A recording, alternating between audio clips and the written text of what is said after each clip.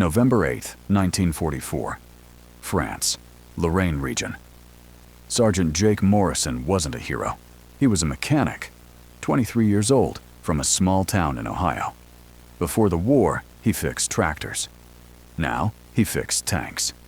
Sherman tanks for the 4th Armored Division. And right now, he was staring at a problem that shouldn't exist. The fuel pump linkage was broken, a critical component. Without it, the tank couldn't run. The engine couldn't get fuel. And without fuel, the Sherman was a 30-ton paperweight, sitting in the middle of enemy territory, with German forces closing in. The tank commander, Lieutenant Hayes, was getting nervous. "Morrison, how long?" Morrison didn't answer immediately. He was thinking. The linkage was a metal rod connecting the fuel pump to the throttle control. It had snapped. Clean break. Metal fatigue. Too many miles. Too much combat. The tank had been running hard for 3 weeks. Something was bound to break. "Morrison!" Hayes' voice was sharper now. "We've got maybe 20 minutes before German armor gets here. Can you fix it or not?" Morrison looked at the broken linkage, then at his toolbox. Wrenches, pliers, wire, duct tape. None of that would work. The linkage needed to be rigid, strong, under constant tension. Wire would snap. Tape wouldn't hold. He needed metal, a replacement rod, and he didn't have one. The nearest supply depot was 10 miles away, behind friendly lines. They could call for a tow, abandon the tank, come back later with parts. But later might be too late. German forces were pushing through this sector. If they left this Sherman, the Germans would destroy it. Or worse, capture it and use it against American forces. Morrison made a decision. "I can fix it." Hayes looked skeptical. "With what? You don't have parts." Morrison didn't answer. He was already pulling off his left boot, unlacing it. Hayes watched, confused. "What are you doing?" Morrison pulled the shoelace free, held it up. "This." Hayes stared. "A shoelace?" Morrison nodded. "It's strong, flexible. If I loop it right, it can transfer the tension from the throttle to the pump." Hayes looked at Morrison like he was insane. "A shoelace? You're going to fix a 30-ton tank with a shoelace? You got a better idea?" Hayes didn't. Morrison got to work. The fuel pump was in the engine compartment. Cramped space. Hot. Oil everywhere. Morrison squeezed in, found the broken linkage, and examined how it connected. The throttle control was a lever. When you pushed it forward, it pulled the linkage. The linkage opened the fuel pump valve. More fuel flowed to the engine. More power. Simple mechanical system. But it needed that connection. Without it, nothing worked. Morrison took his shoelace. Strong cotton, military issue, not the cheap stuff. He tied one end to the throttle lever using a clove hitch, a secure knot that wouldn't slip. Then he threaded the lace through, the mounting bracket, the same path the metal linkage had taken, around a pulley, through a guide. He pulled it tight. Tied the other end to the fuel pump actuator, another clove hitch. Pulled hard. Tested the tension. It held. But would it work? Morrison climbed into the driver's seat. Hayes was watching from outside. Morrison pushed the throttle forward. Gently. The shoelace pulled tight. The fuel pump actuator moved, opened the valve. Morrison could hear fuel flowing. He pushed the starter. The engine turned over. Coughing. Caught. The Sherman roared to life. Hayes' jaw dropped. "It works." Morrison climbed out, grinning. "Told you." Hayes looked at the engine compartment, at the shoelace threaded through oil-stained machinery, holding together a combat vehicle. "How long will it last?" Morrison shrugged. No idea. Could be 10 minutes. Could be 10 hours. But it'll get us out of here. Hayes made the call. Mount up! We're moving! The crew scrambled into the tank. Morrison climbed into the assistant driver's seat. His left boot was loose, no lace, flopping around his ankle. But the tank was running, and that's what mattered. The Sherman lurched forward, heading east toward friendly lines. Behind them, German forces were advancing. Artillery fire echoed in the distance. They had maybe 15 minutes before German tanks arrived, and they were moving because of a shoelace. What Morrison didn't know, what none of them knew, was that the shoelace would hold for 6 hours. Through rough terrain, through combat, through everything the tank could throw at it. By the time they reached safety, the entire division would hear about it. The mechanic who fixed a tank with a shoelace, the improvisation that shouldn't have worked, but did. This is the story of the soldier who proved that sometimes the best solution isn't the right tool, it's the right idea. And a little bit of cotton string. Who was Jake Morrison? Jake Morrison was born in 1921 in rural Ohio, in a small farming town with a population of 800. His father owned a machine shop, fixing farm equipment, tractors, threshers, combines, anything with an engine. Jake grew up in that shop, learning to use tools before he could even read. By age 10, he could strip down a tractor engine and rebuild it. Not because anyone formally taught him, but because he watched, tried, and learned. His father had a philosophy. There's always a way to fix something, you just have to think. Jake internalized that. When customers brought in broken equipment, his father rarely ordered parts. They were too expensive, too slow. Instead, he improvised, used scrap metal, modified other parts, made things work with what they had. Jake learned to think that way, to see solutions where others saw problems. When Jake was 17, the local John Deere dealer brought in a tractor with a seized engine. It was deemed unfixable and needed a complete replacement. Jake's father looked at it. Let's see. He and Jake spent 3 days on that engine. Unable to find replacement parts, they made their own.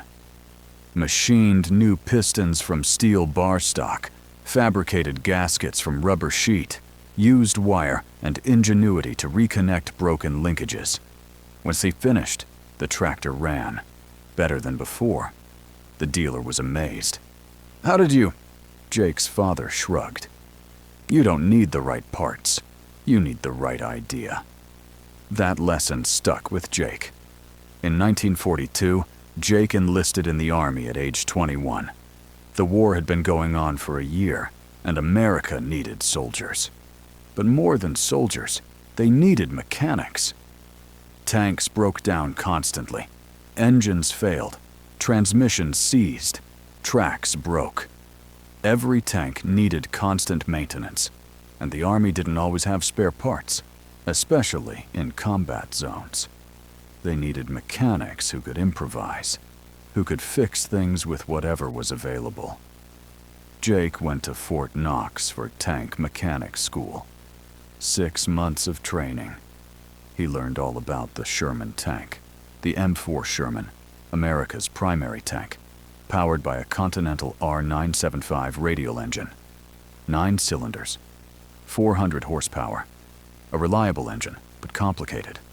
Lots of parts, lots of things that could break. Jake learned every system: fuel, cooling, electrical, transmission, suspension.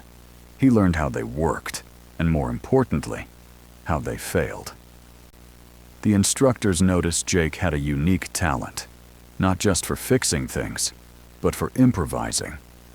During a training exercise, another student's tank lost a track pin, the pin that holds the track links together. Without it, The track fell apart, and the tank couldn't move. Standard procedure: call for a replacement pin and wait for supply. It could take hours. Jake looked around and found a tent stake, a steel rod roughly the same diameter as the pin. He hammered it through the track links, secured it with wire. The track held. The tank moved. The instructor was impressed. "That's not regulation," Jake replied, "but it works." The instructor smiled. "You're going to do well in combat. Because in combat, regulation doesn't matter. Results do." Jake graduated top of his class and was assigned to the 4th Armored Division, one of the most aggressive American tank divisions, known for rapid advances and hard fighting. They went through equipment fast and needed good mechanics. Jake fit perfectly. In July 1944, Jake arrived in France just after D-Day. The division was pushing inland, fighting through the hedgerow country, brutal terrain for tanks. Narrow roads, limited visibility, constant ambushes. Tanks were getting hit and breaking down. Jake's job: keep them running. And he was good at it. Other mechanics followed the manual, replacing parts by the book and waiting for supplies when they didn't have what they needed. Jake didn't. He improvised, used parts from knocked-out German tanks, modified components to fit, made do with whatever was available. His tanks had the highest operational readiness rate in the battalion because Jake didn't wait for the right parts. He made the wrong parts work. By November 1944, Jake had been in France for 4 months. The division had advanced from Normandy to Lorraine. Hundreds of miles, fast advances, hard fighting. Equipment was wearing out, spare parts were scarce, and supply lines were stretched thin. Every mechanic was working overtime, fixing tanks with whatever they could find. And Jake was the best at it. That's why, when Lieutenant Hayes's Sherman broke down in enemy territory, Hayes called for Jake. Because if anyone could fix it with what they had, it was Morrison. What Hayes didn't expect was that what they had would be a Shoelace, the machine that needed constant fixing. The M4 Sherman tank was America's workhorse in World War II. Over 50,000 were built, more than any other American tank. They fought on every front: North Africa, Italy, France, Germany, and the Pacific. Reliable, easy to produce, easy to maintain. But easy to maintain didn't mean they didn't break down. They did. Constantly. The Sherman was powered by the Continental R975 radial engine, an aircraft engine adapted for tank use. 9 cylinders arranged in a circle, air-cooled, 400 horsepower, a good engine, reliable. But it had weaknesses. The cooling system was marginal. In hot weather or during sustained combat, the engine overheated. Gaskets failed. Seals leaked. And when they did, the tank stopped. The fuel system was mechanical. A pump drew gasoline from the main tank, pushed it through a filter, into the carburetor, and then into the engine. The pump was driven by a linkage connected to the throttle control. When the driver pushed the throttle forward, the linkage opened the pump valve. More fuel flowed. More power. Simple. But the linkage was a weak point. A metal rod, under constant tension, constantly moving. Metal fatigue was common, especially after hundreds of miles of operation. When the linkage broke, the tank was dead. The engine couldn't get fuel. Standard repair procedure: replace the linkage. Part number 3895471A. Available from supply. Ship time, usually 24 to 48 hours. But in combat, you don't have 24 hours. Sometimes you don't even have 24 minutes. That's where mechanics like Jake Morrison came in. They had to improvise, find ways to keep tanks running without the right parts. And improvisation required understanding, not just how systems worked, but why they worked, what they actually needed to function. The fuel pump linkage needed three things: rigidity, to transfer motion from the throttle to the pump; flexibility, to handle vibration without braking; and strength, to maintain tension under load. Metal was ideal, but metal wasn't always available. So mechanics used other materials: wire, cable, even rope. But those materials had problems. Wire was rigid but brittle, snapping under vibration. Cable was strong but too flexible, failing to transfer motion precisely. Rope was flexible but weak, stretching under load, losing tension. Jake understood these trade-offs. When he looked at the broken linkage, he didn't just think, "I need a replacement rod." He thought, "I need something that can transfer tension without breaking." And that's when he thought of his shoelace. Military shoelaces weren't ordinary string. They were woven cotton, tightly braided, designed to hold under stress. A soldier's boots took enormous abuse: mud, water, constant flexing. The laces had to hold. Army specs required laces to withstand at least 100 pounds of tension before breaking. That was stronger than most wire, and more flexible. Cotton could stretch slightly, absorb vibration, and wouldn't snap like metal. But would it work in an engine compartment? Heat was a concern. The engine ran hot. Oil temperatures reached 200 degrees Fahrenheit. Cotton could burn or weaken. But Jake calculated. The linkage wasn't directly on the engine. It was mounted to the side. Cooler area. Maybe 150 degrees. Cotton could handle that for a while. The other concern was oil. The engine compartment was soaked in oil. Leaked gaskets. Spray from moving parts. Oil could weaken cotton fibers, make them slippery. But Jake had seen worse. Cotton held up in industrial machinery. Textile mills used cotton belts for decades, soaked in oil, and they still worked. It was worth trying. Jake also knew that the Sherman's fuel pump didn't require much force. The pump was spring-loaded, and the linkage just had to overcome spring tension. Maybe 10-15 pounds of force. Well within a shoelace's capacity. If he could secure it properly, it would work, at least for a while. The knots were critical. Jake used clove hitches, a knot used by sailors and riggers. It grips tighter under load, doesn't slip. Perfect for this application. He doubled the lace at key points to create redundancy. If one strand frayed, the other would hold. He routed it carefully, avoiding sharp edges that could cut the cotton. Using existing guides and brackets, the same path the metal linkage had followed. When he finished, the setup looked ridiculous. A shoelace, threaded through a tank's fuel system, holding together a combat vehicle. But Jake knew it would work, because he understood the engineering. He calculated the forces, considered the materials, made the right compromises. It wasn't elegant, but it was effective. And in combat, effective beats elegant every time. The journey that shouldn't have worked. The Sherman rolled out at 14:30 hours, November 8th, 1944, heading east, toward friendly lines, 10 miles away. The terrain was rough, muddy roads, shell craters everywhere.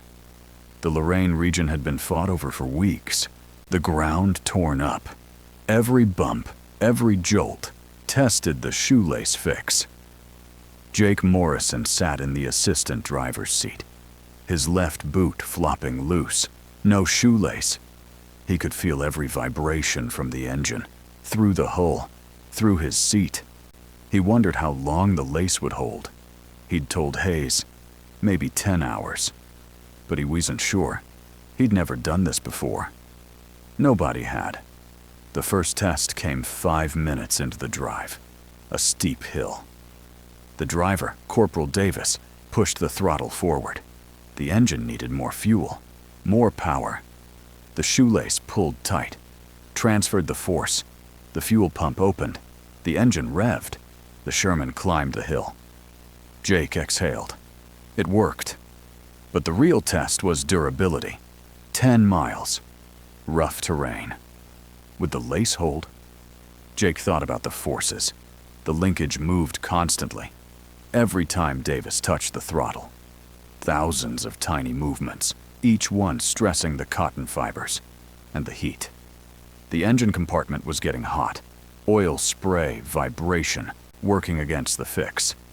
At 1450, they hit a crater. Hard jolt. The whole tank shook. Jake felt it through his seat, heard something snap. His heart sank. But the engine kept running. False alarm. Something else had broken, not the lace. He relaxed slightly. Lieutenant Hayes was in the turret, watching for enemy movement.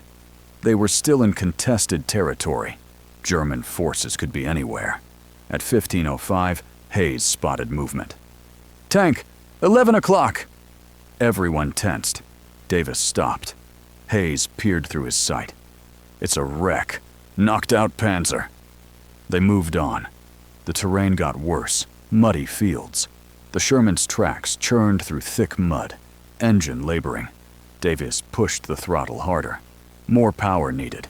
The shoelace held. Jake was amazed. 20 minutes. Still working. At 15:30, they reached a river crossing. A temporary bridge, built by engineers 2 days ago. Wooden planks over steel pontoons.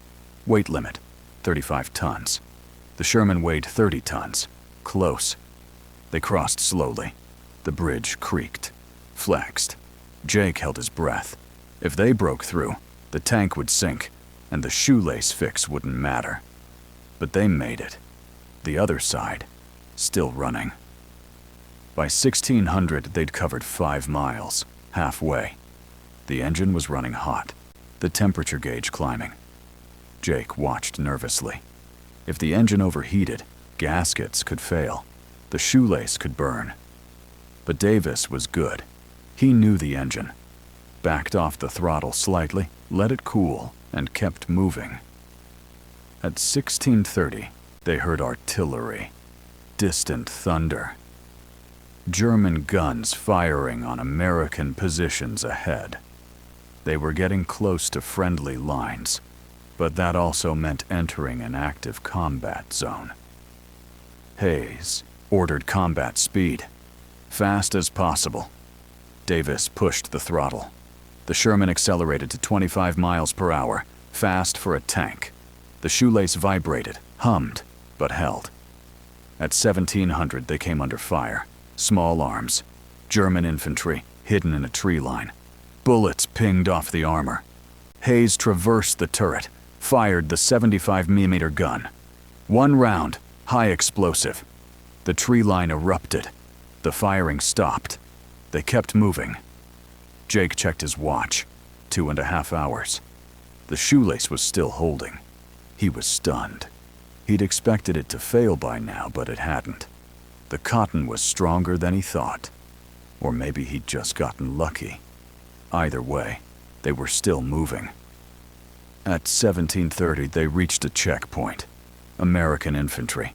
MPs checking all vehicles. Hayes identified the unit, and they were waved through. Friendly lines. Safety. But they weren't stopping yet.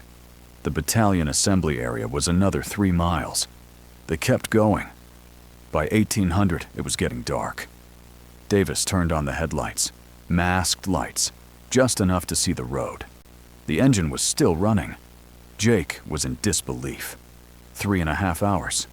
The shoelace had survived. Mud, heat, vibration, combat. It was still working. At 18:30, they arrived at the battalion maintenance area. Davis shut down the engine. The tank went silent. Jake climbed out. His legs were stiff. He'd been sitting for 4 hours, tense the whole time. Hayes climbed down from the turret, looked at Jake. It held. Jake nodded. I can't believe it. The battalion maintenance officer, Captain Williams, came over.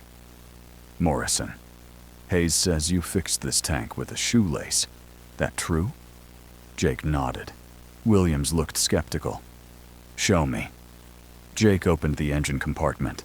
Williams leaned in, saw the shoelace, threaded through the fuel system, oil stained, frayed at one end but intact, holding. Williams stared. How long did this last? Hayes answered. 6 hours.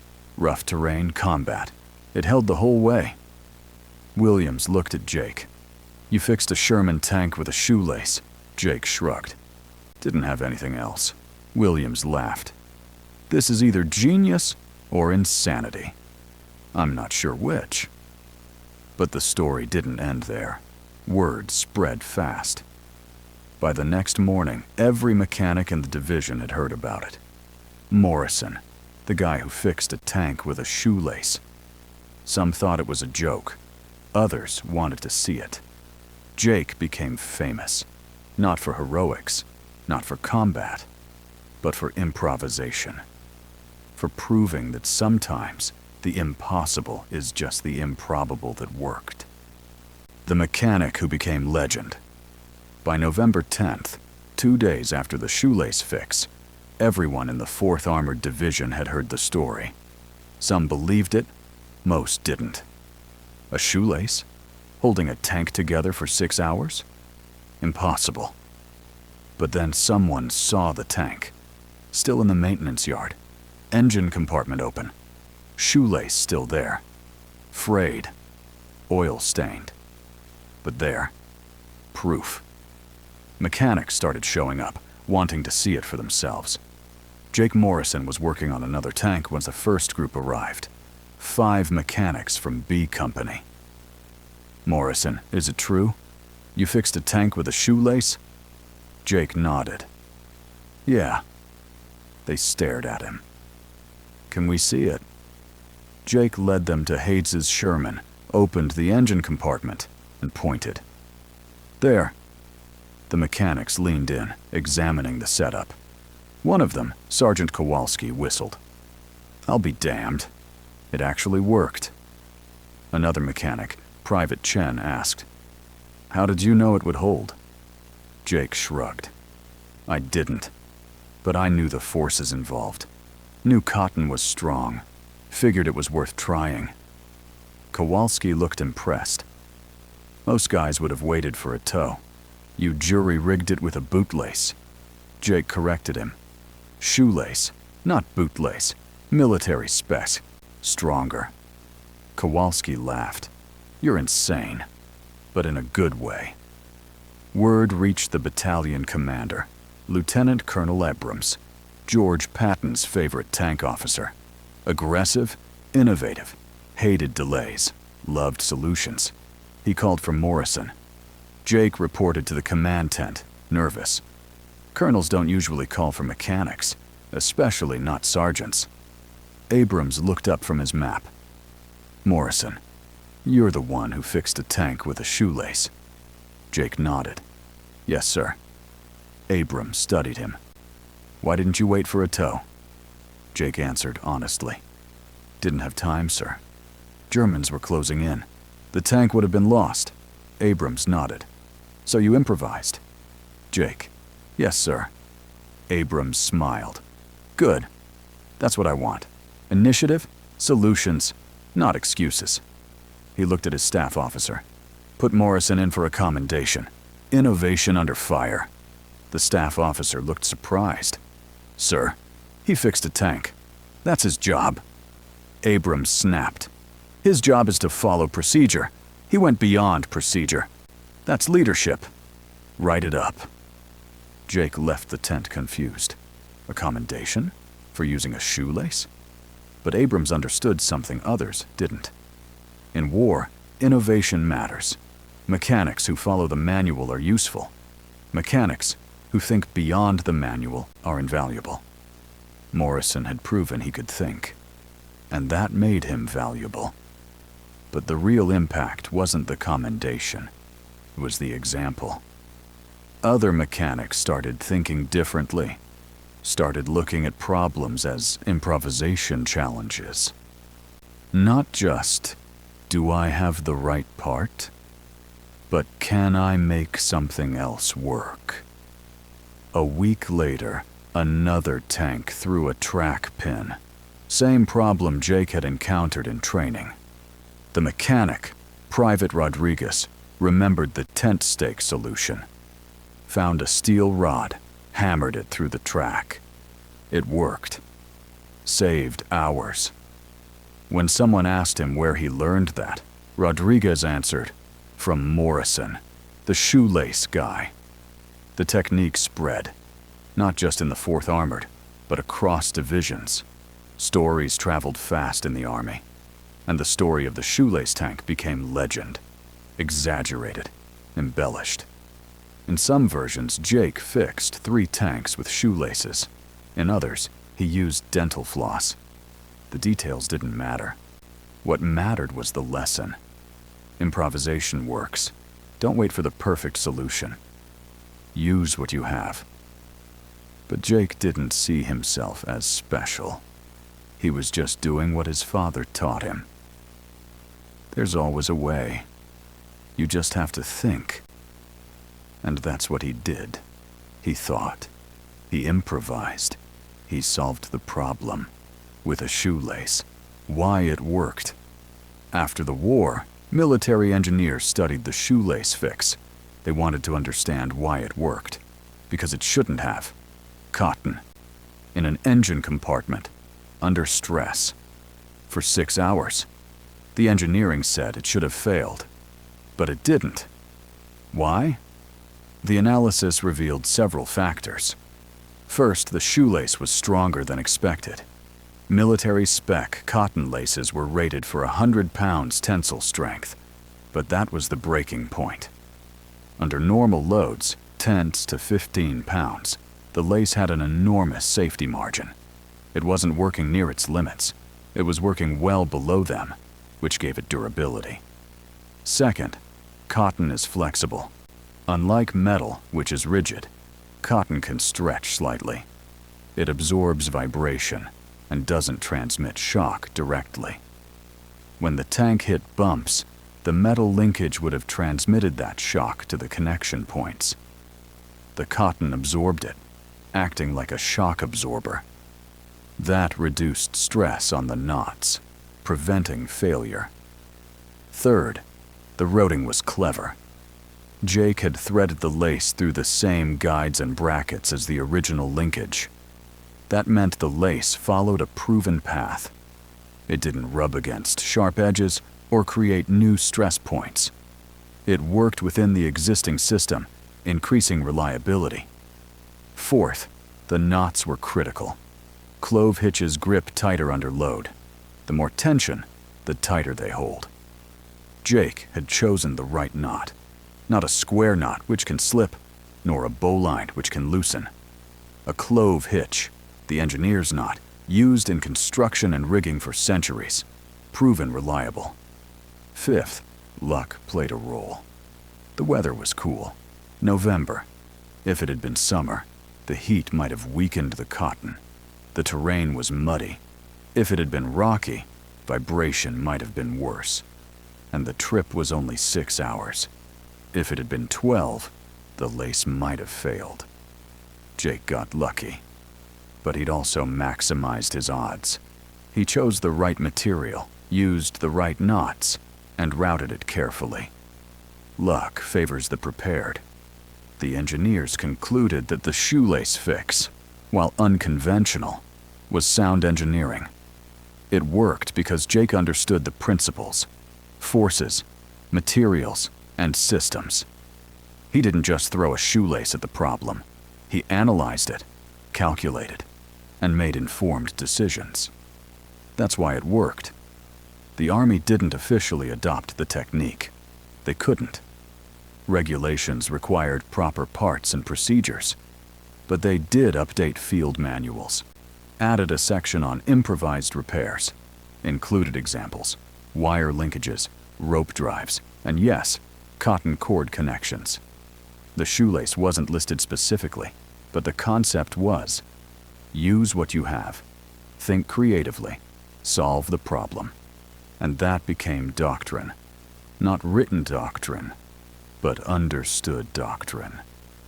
Mechanics learned to improvise, to think beyond the manual, to see problems as challenges, not roadblocks.